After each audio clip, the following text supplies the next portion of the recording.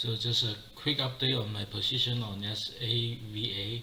So as you can see the chart here, so it's a fake breakout on Monday, and I take a loss of $2,175 on this trade. But the thing is, today the trade IWM it go in my favor, and I sold it.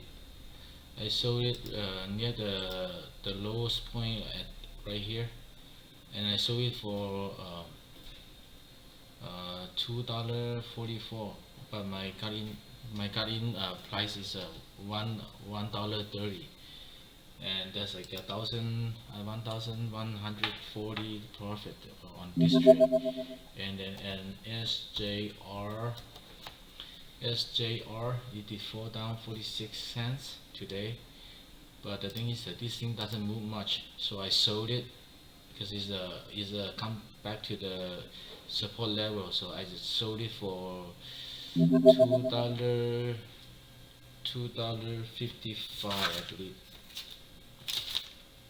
I sold it for $2.70, and my cut in point is $1.55.